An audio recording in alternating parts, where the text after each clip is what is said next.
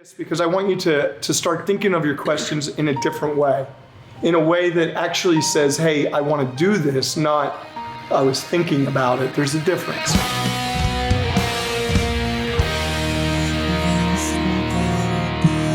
I was asking you, I said, do you have either of you have some ideas that you want to turn into an invention or a product? I mean, is there? Oh yeah. Yes. Okay, so let's talk about the basis of an idea. An idea, they say that a good idea has to solve a problem.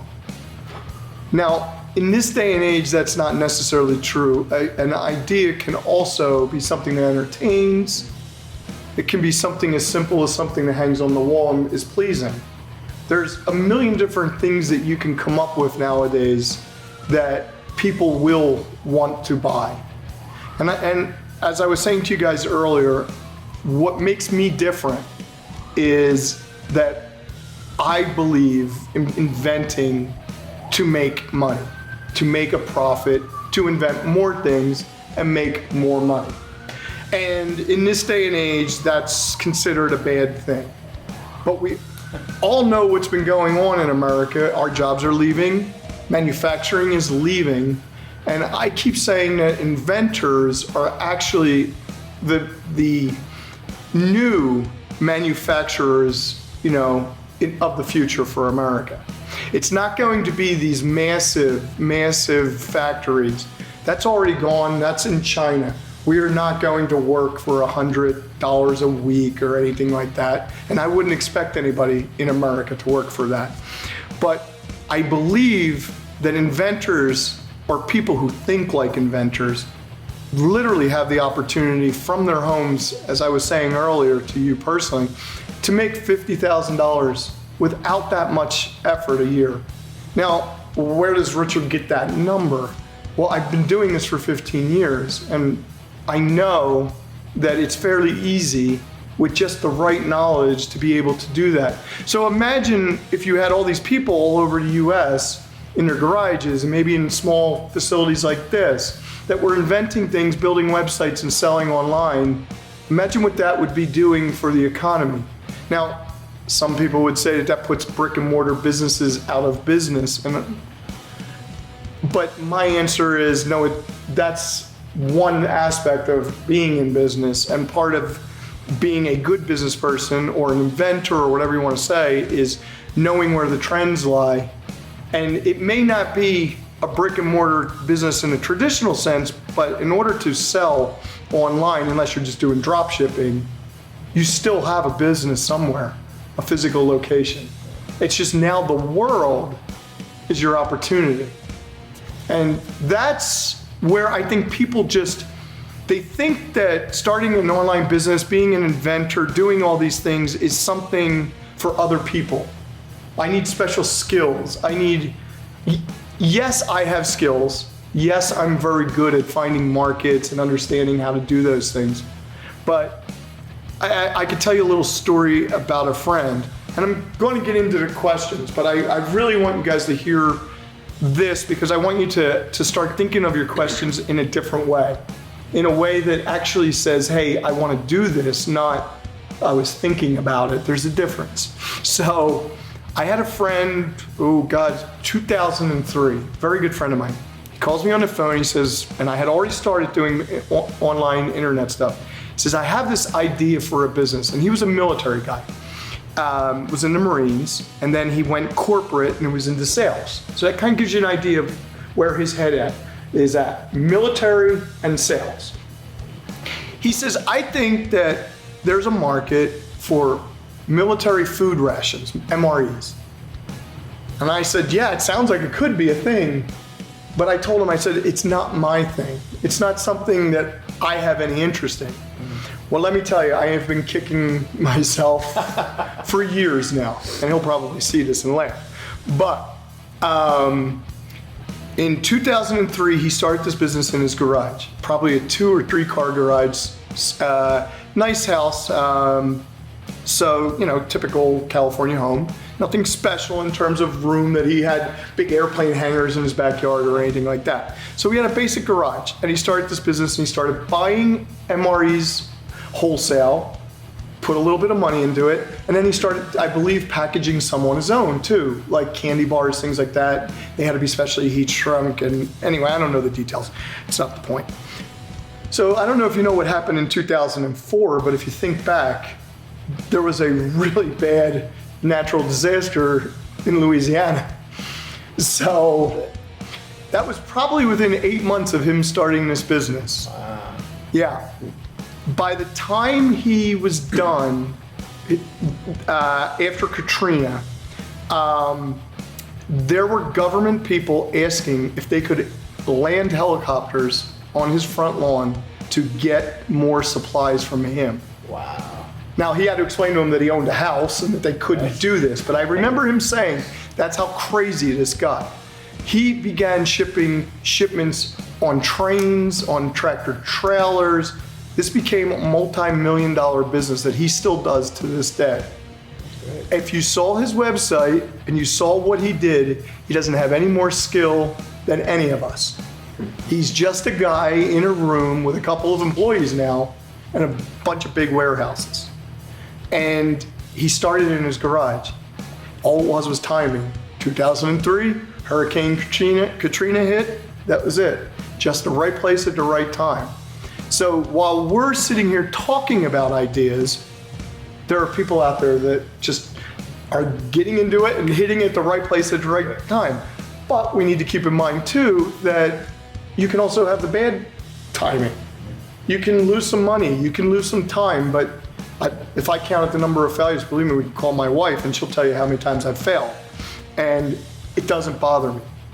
So now when I start asking about what your ideas are, you know, think in terms of how can you be at the right place at the right time, and who cares what the idea is? Because this is another thing I need to say.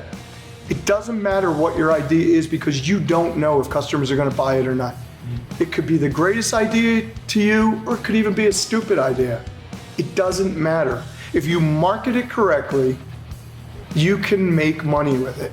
And that's what invention therapy is all about. To change people's way of thinking and say, I have an idea and I just want to friggin' make it. That's it.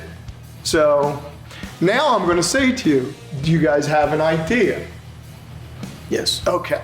So Pedro, what is your idea? In other words, not exactly what it is, because we don't want to talk about the idea itself. We want to keep that secret. We don't want to announce it, to the internet what the idea is.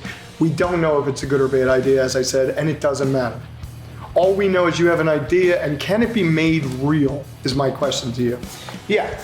It's basically something that's, I have a few different ideas, but I think the main one that I think I can do well with, it's already out there. I'm just making what's out there better. Okay, and I think you mentioned patents and your concerns with that. Right. Are you thinking you need a patent, or are you worried about taking a patent? I have a partner, and he's done things before. He's invented things before, and he got a patent for his piece. Okay.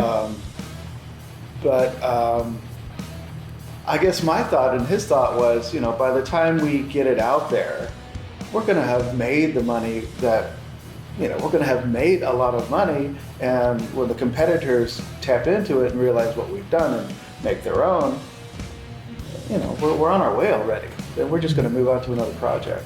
Well, that's an interesting thing to talk about. One of the biggest problems I have that I didn't have 15 years ago was people knocking off my ideas. And patents don't even protect from that, and people don't understand that. The patent protects specific methods, physics, designs that are in it. But a professional who is a designer and can build products can always figure out, for the most part, how to get around those. And it's actually the job of an inventor to understand that. Because why would I start inventing something that I know violates a patent? First, it's not right to do, but second, I'm not going to get very far. We talked about, there's links on the website, but Sound Laser is a good example of that. There are companies with patents. The idea of the idea of a directional speaker is not original. It's the methods that I used to achieve directionality that are different. And they can't really patent the directional speaker. I think since the 70s that's been patented. So when we talk about patents, I am not a big believer in patents, although I do have patents that I've applied for. And I'll tell you where patents are important and where they can easily be avoided. No, that's good. Well, you can always watch the video too.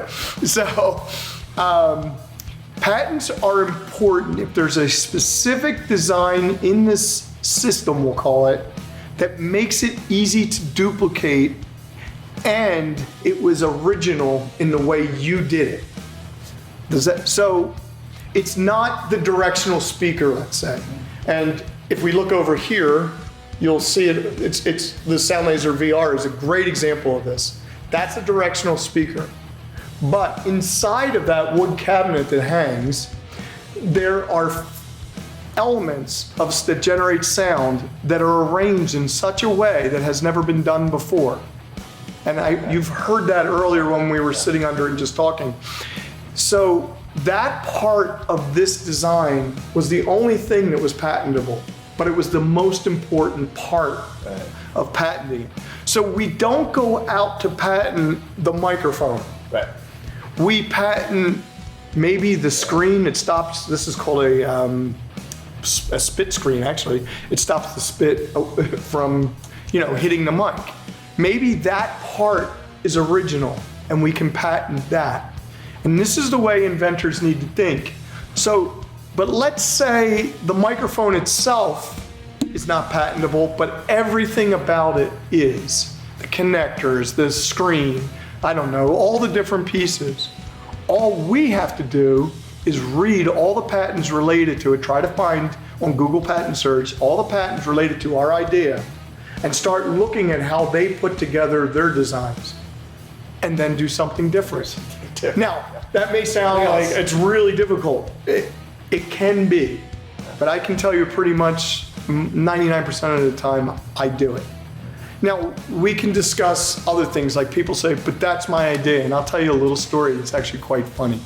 So, I launched the Sound Laser VR on Kickstarter. That was about 5 months ago. And it was fairly successful. Got a lot of press, it did well, it funded, and now we're starting to build them. We're gonna be shipping soon.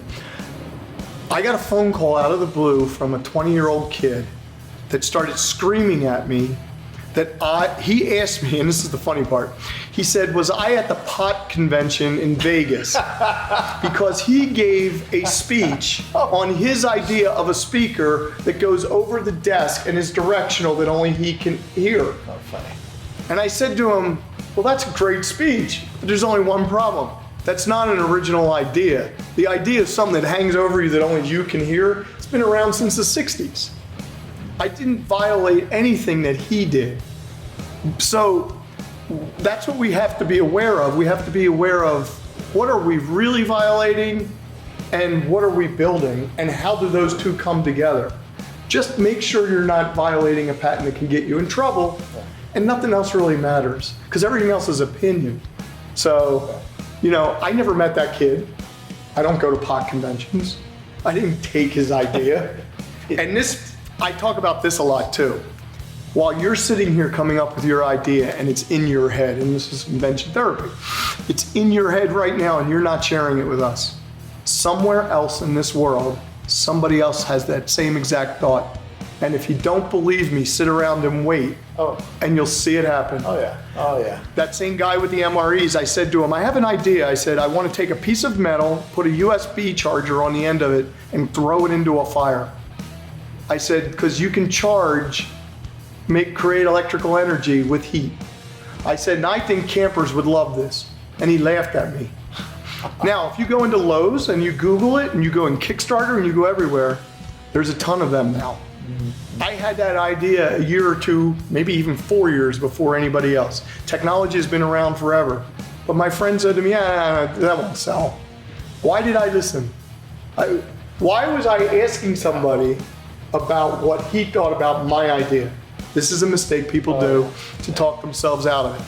So can your idea be simplified in a way that you can build a prototype?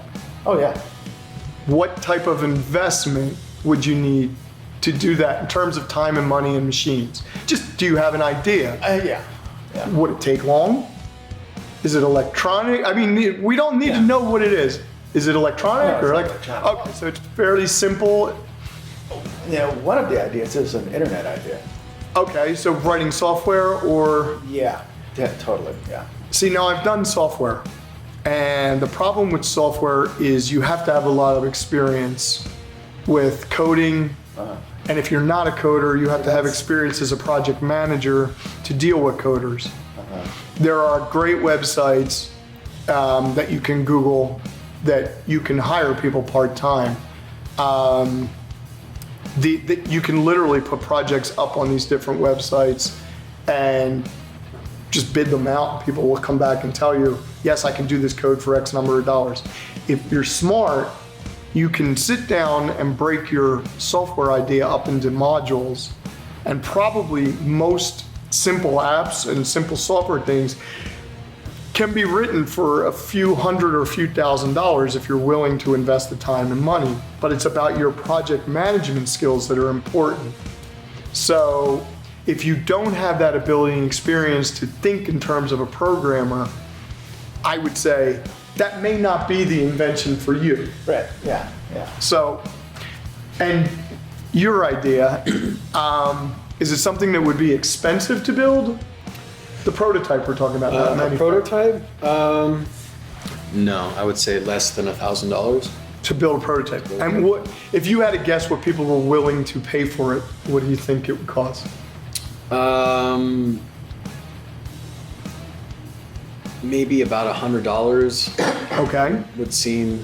That's the reasonable. cost to sell it to people or a cost to manufacture it? That's the cost I would expect people to pay pretty easily. Okay. Can I interrupt? Yeah. Yes. Wouldn't it depend on where you're manufacturing? Well, this is a mistake that people make, and that's what I was about to say. If we look at my rant, as we'll call it, on Invention Therapy's channel, where I say profit is important, profit is the key to being an inventor. It's not because I'm trying to be greedy and stick money in my pocket. It's because inventors make a mistake. Now, you weren't mistaken in terms of how much you said people will pay for it. We said $100, right? That's what people would pay for it. The problem is you don't know what it's going to cost you yet. Right. So you've done it in reverse. And you should never do it in reverse. You should start with, and I kind of led you into it, but you should start with what does it cost me to make, and then what can I sell it for? Because I have been in situations numerous times where people have made this mistake. I'm doing the same thing right now. Exact same thing. Okay. I mean, I know what's out there, I know what it costs right now, but I really don't know what it takes to Okay, so there's an interesting question. For a business, in my opinion, to be successful, you have to have a range of products. I always do it in threes, which if you look at everything I do, it's actually in threes. And there's a reason for this. All good things come in three. Not really, that's not why. All my products are the same thing varied 3 times. Okay. So I make it 3 different ways to give variety to the customer, or the appearance of variety. It also makes the product seem bigger than it is from a success standpoint. When you offer them more opportunity, they feel more comfortable with you. But then we'll get into the next thing. When the internet first started, and I don't know if this is true to this day, I doubt it, but 15 years ago, let's say, around 2000, when the internet was just getting started, the biggest thing on the internet that sold, the biggest sales item, was refrigerator magnets. And I actually read this in a book, and I went through the whole thing. Now, you say, well, a refrigerator magnet costs what, $2? But the vacations that go with those refrigerator magnets cost $2,500, let's say. Right. And do you know how many Americans go away and then didn't come back with a picture of Florida, or a magnet of Florida or Texas? So what this person talked about was he took his $5 refrigerator magnets and packaged them into bundles of 25 plus, $25 or more, with free shipping. So his average sale was not $5, his average sale was $25. Now, in the beginning days of the internet, that was great. $25 a customer. You could get a lot of customers back then. There wasn't a lot of competition. If you were smart enough to be able to take credit cards and figure all that out on your own, because you had to write your own code, it was very difficult. I did it. But what I found was that there was another level of customer. And that level of customer was the $150 to $300 customer, and this still reigns today. If you look at all of my products, they tend to range in nowadays $200 to $400, but it's still based on that $150 to $300 premise. Here's the thing, we're not really interested in people that don't want to spend more than $150, because there's so many people out there that want to spend $150 or more, and this is the biggest misconception. What amazes me every day, I'm not talking about every now and then, I'm talking about a few times a week, the number of people that are willing to spend $600, $700, $800, $2,000, $3,000 on a regular basis. I got an email this morning from a customer who spent $400 for one product and said, can you do me a favor? Can you give me a discount? I want to buy 2 more, and he's in Germany. That's $800. Now, of course, he's a repeat customer, and it's set up anyway. I said coupon code. I gave him a coupon code. As long as it was over a certain amount, he was $5 under. I went into the server and reset the minimum amount for that coupon for him. It's $5 less. His cart just wasn't making it. Made him happy, he thanked me, made me happy, I made $800. 800 gross, now we're going to talk about that, but you need to remember that not everybody thinks like you, like me. We all have different tolerances, we all have different ideas, we all have different budgets, we all have different lifestyles. You need to tap into all of that. And here's the other thing about that. 60% of my business does not come from the US. 60% of my business comes from Europe and other places, including Asia and things like that. I generally do not sell to China because we talked about that earlier. They're just trying to copy the product. But for the most part, 60% of my business comes from outside the US. And this is the opportunity that I say is coming. That I say, the America that we are going into, it's no longer about being afraid to say, hey, I want to make money. Now, this isn't a political thing. This is, you could sit back and complain about it, or you could say, what's in it for me and how can I make it work? I may not like who got elected, but that doesn't matter. How can I take advantage of it? Because I've certainly been taking advantage of it for the last 8 years as a business person who I did not like. So why not change your way of thinking and start thinking about what's in it for me? How can I make this work? How can I make a profit? How can I build a business? How can I feed my family and have fun? That's what inventing is all about. And we talked about it earlier, it wasn't on camera, but I said to you, a $50,000 a year website is easy. Easy, easy, easy. In your sleep. The best situation to be in is to have a full-time job and to have a business online generating $50,000 plus. Call your accountant if you don't know why, but basically, it's the best tax situation to be in because all that money is pure profit for you because your taxes are paid for the most part, by your job. So, the best situation to be in is to take a little time and money and invest in yourself on their nights and weekends, start a website, invent something, and start a business. There are 14-year-olds doing it, so why can't we? Yeah. So, I don't believe the hype that there's YouTube millionaires and all that. A lot of that is not true. A lot of that is really difficult. So it is not easy like that, like they like you to believe. It's not what you see. It's work, it's hard work, it's risk, it's failure, and then it's, oh my God, while I'm sleeping, 4 people ordered something from me. And now I better go make it. Just like me on Kickstarter. I sold, lots of these sound laser VRs. I better go make them. Yeah. I owe that to my customers who believe in me. Right. Now, that's another thing. It may take me a little longer and they get mad at me. Believe me, I deal with this. I've been doing this a long time, 8 times on Kickstarter. They say it was due in October and I don't ship until January and they get all bent out of shape. It's like, look around here at all this equipment and infrastructure that we're installing just for one product because I believe in that product's future. And I am not gonna let them change my direction of where I see things going. So you need to think about who are your customers, what are they willing to pay, what is my product, how am I gonna make it into 3 so that I have 3 different versions that are 3 different prices so that I can track different people, maybe uses I didn't think about. There's a lot more to this because you'll never know what your customers are going to do with the product you invent, and it's not going to be what you think if it's technology, unless it's something like a teddy bear. Okay, I mean, we know, if it's something like that, we already know. But you never know what your children, or not children, you never know what children are going to do with that product. Or, teddy bear is an example. You don't know what they're going to start liking about it. You're going to change the way you think of that teddy bear or whatever you've invented. And you're going to start saying, I never thought of it that way. Let me change the eyes. Let me change the ears. Let me change the color. Now suddenly you have 5 different colored teddy bears. Right, yeah. And 5 times the amount of customers. Right. For every product that you add, you can literally double the number of customers just by doubling the number of products. I didn't. It's not build it, they will come. It's nothing to do with that.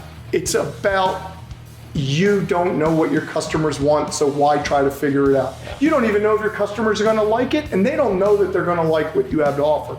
They don't know that they needed what you invented. It's your job to convince them. And that's why we're doing this. We're doing this so that I can get my customers' attention. You guys can start building stuff. It helps. This is my community, not the makers and all that. My community is the people who want to make money. They tend to be guys our age that have a different set of or ways of thinking. How can I make money? How can I sell something? How can I be rewarded personally? There's nothing more rewarding than selling something and hearing somebody using it.